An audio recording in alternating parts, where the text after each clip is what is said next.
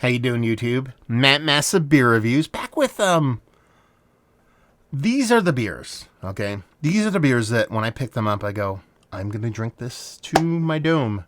Because I have reviewed this before. I don't need to review it. Wrong. I have not reviewed this. I have no idea. How I have not reviewed this, I have no clue. But we're doing it now, and that'd be Logsdon's Oak Aged Bretta. I have had this beer several times. I enjoy this beer quite a bit. And I'm kind of curious to see where this one comes off. I don't buy a ton of Logsdon stuff. Only because their stuff tends to be a little bit pricey. Worth it. But just a little bit pricey when you're being a little bit frugal. New baby and stuff like that. These 750s can be a little bit much. You know, typically you're running $20 for one of these. Well, I went to a spot. They had this for $9.99. All day on that. It's expired. That's why I assume it was $9.99. It's expired by 5 months. So this is a bottled, I assume. I don't know how old this is, actually. I mean, it says Best By 06/2021. I don't know how long they put on this. So it could be older than a year and 6 months. But it's 6 months past its Best By date. I think we'll be okay on this beer. What is this beer? It is words are hard. Our organic oak aged Bretta is made with our Saison Bretta that is aged for a period of time to develop the wood age character in the beer. Oak tannins, vanilla notes, and subtle smoky spiciness soften and mellow this beer over time. The aged unfiltered beer is re-fermented and carbonated in a bottle with select yeast strains to provide added dryness and complexity. Champagne yeast, and then sealed with beeswax for additional aging. Store bottles upright in a cool, dark place and enjoy for many years in a proper glass. So I don't know why they put the Best By on there. I'm kind of curious about that because it seems like a beer that you would want to age for quite a bit. So I'm thinking this might be a little bit older than a year or so. We'll see what's what. Yeah. Dave. Am I getting that right? I'm probably getting it wrong. A little hiss on it, nothing too crazy. Interviewed Mr. Logsdon. There you go. On the old radio show, back when my podcast was a radio show. Super good dude. Had this beer on a radio show when we interviewed him with a bunch of other beers. And I'm just, I'm in the mood. I'm in the mood for something with a little bit of personality to it. And honestly, I think that's kind of the best way you can describe Logsdon's beers because they're very much their beers, very terroir driven. You're talking about a brewery. I mean, you're pretty much looking at the brewery right now. You're talking about just a little farm brewery settled in the valley. You got, planting cherry trees for their creek over there and just doing the things that someone who worked in the yeast wrangling game for so long kind of makes sense. So I dig the label in a very classic kind of Belgian-esque kind of way. Beer-wise, I mean, that is a pretty aggressive carbonation.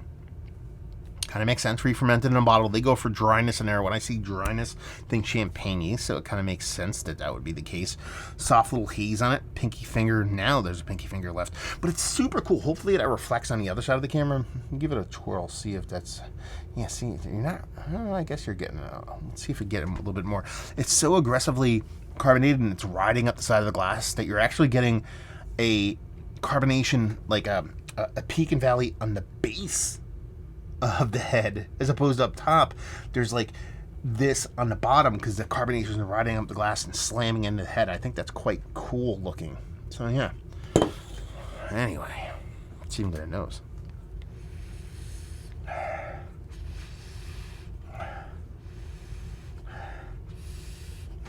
What am I smelling? I want to get it right because I don't want to be super generic on it.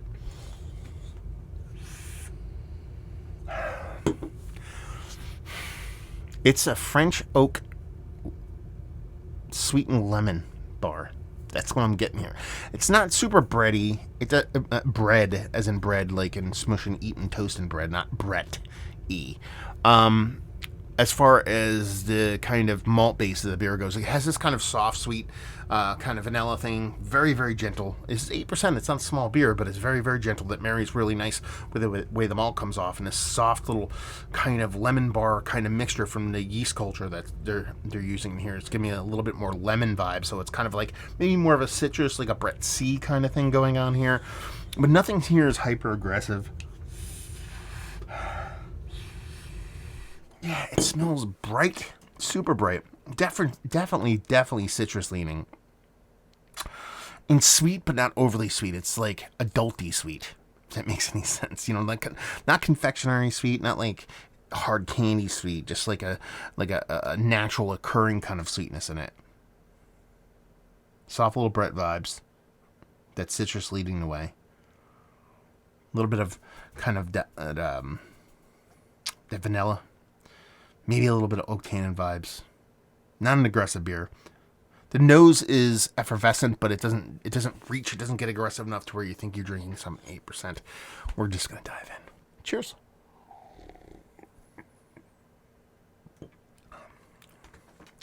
Ooh, there's a cool tartness to this. I did not see that coming. This is really good, actually.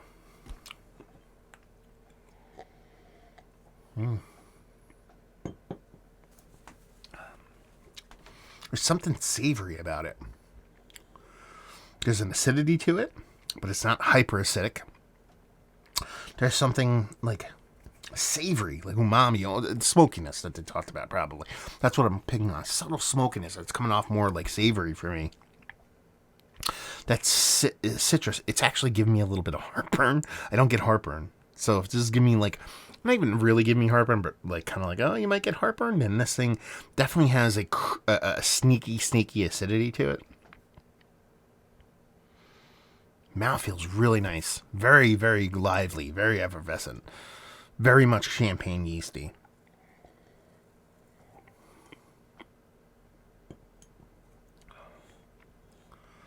And it really does. And I think it's a combination of the yeast and absolutely an impartment of that oak aging. It tries to finish as dry as humanly possible. I say that because there is a decent sweetness to it. It kind of fights through and does linger a little bit. But that dryness is really doing overtime. It's really working overtime, trying to dry this beer out completely. I think that is a combination of oak tannin and that champagne yeast. It brings a really nice vanilla component to it. When you combine it with that citrus component, this has to be Bretta. It's really, really big citrus leaning into the lemon thing. That's where I get my lemon bar thing from. I think it's a combination of vanilla and lemon is just giving me this slightly kind of lemon bar-y slightly confectionery-esque kind of vibe. It's not confectionery sweet, but that's what my brain brings. This is really tasty. I got to find a date on this. I got to figure it. Now I'm thinking this might be older because it definitely has a little bit of soft oxidation in a positive way. It's not negative. But it has this little bit of softness to it, a little bit of wet paper, a little bit of soft oxidation, not in a negative way. I think it doesn't lessen the beer, might bring a little bit to the game. I think this might be about 3 to 5 years old, to be perfectly honest with you. Honestly, you're talking about $9.99 on this. I'm just gonna have to sit here and say this is probably one of the better values I've had, especially in this kind of like a farmhousey / like mixed firm kind of Brett oak age. I mean barrel age 750. A Brett-based beer that was oak-aged in a 750 for $9.99. This is kind of bonker stuff. And this is stuff I kind of live for, you know? Man, I like this a lot. I think it's very tasty. I think it's better than what... No, scratch that. I was going to say better than what I remember. No. I remember this beer being a little bit sharper, a little bit more punchy, and I think it's because I've had it more fresh. I like this beer equally to what it was when it was originally released, whether that be 1 year, 3 years, or 5 years. I'm guessing 3 years. And maybe older. I don't even know if they make this in 750s anymore, do they? I mean, their Brett beer, the base for this, I know they do in cans now, I believe.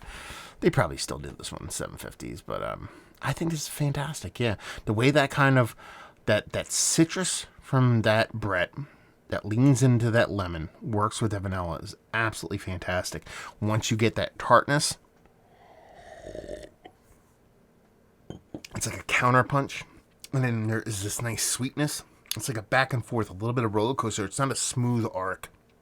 You know, not everything here, while it's working in tandem and it's working in combination, it's not like everything's like just soft level. Everything's on the same level. There's spikes, little blips and sharp here, sharp there. But it kind of makes sense for the way the beer is constructed and how it is aged. It's 8%. It drinks all the part of 8% from an electricity and excitement standpoint. You're not sitting here getting like an alcohol, fuse alcohol thing or any kind of aggressive alcohol vibes on it. But with how explosive the beer is, you know you're drinking something of higher ABV. A little warm in the cheeks, a little sweat on the brow maybe. But yeah, I think this is fantastic. And honestly, at the price point, you just really, really can't beat it, man. Just such a tasty beer. It's like a lot of times when I go down the road of this stuff, oak age Brett beer, you know, more often than not, I land on the word pretty. Sometimes on purpose. Sometimes because I lack the descriptor that I want to apply to the beer. And I think that's what the beer is. I'm like, this is pretty. I want to use that word with this beer, but I want to use it in a way that it's pretty not disgusting, pretty ugly. You know, it's almost like it's like an oxymoron. You know, it's a pretty beer, but at the same time, it's super hyper aggressive. So you don't usually associate the word pretty with hyper aggressive, but I want to combine those two. There's probably a word for it. Pretty and hyper aggressive. My kid? I don't know. Anyway, it's delicious. And let's wrap it up. We probably talked way too long already. Let's talk about it. Is this one of the better Brett-based beers? Do we just open it that wide? Yes. Is it one of the better Brett-based beers that I've had? It's like, yes, it's up there. It's up there, man. Probably, it should be Mount Rushmore, honestly. And when I'm doing my Mount Rushmore, it says as of late. We're talking about the past 6 months or so. It's not all-timer. The all-timer stuff ebbs and flows in and of itself, but I mean, how many Brett beers have been this fun? Yeah. If it's not on Mount Rushmore, it is like next man up type stuff. So let's put it there. Value and availability, like I said, this beer is typically something that you're looking at $18, $19, $20 a pop. Bestow my heart with the $9.99 all day. Starkertown Beverage has a bunch of them. Go get them. Actually, don't. I should omit that so I can go get them before you guys. Actually, I'll wait to post it and I'll go get what I want, and then you guys can go get it. And they had a bunch of different of the Logsdon stuff at the same price point, but yeah, baby. And leave you with, if you like what we like this beer, if you like Brett based oak age beers, you like this beer. If you like Logsdon, I mean, we're on the nose with this, but yeah, if you like tasty beer, you'll like this. So there you go. Reviewing the books. Let me know if you've had this, especially the Best Buy right and around, mid 2021. I'm curious to see what you guys, if you've had this that aged. I would look it up to see how old it is, but I don't want to do that. So, yeah. Down there, if you want to talk about it, Massive Beers, if you want to check me out doing the social media stuff, Beer Messy, podcasting stuff, Mr. Logsdon, you can go hear us talk about this beer and all these other beers back when my podcast was a radio show. And hopefully you guys enjoyed the review. Hopefully you're enjoying tasty beer right now. Hopefully see you next time. Cheers.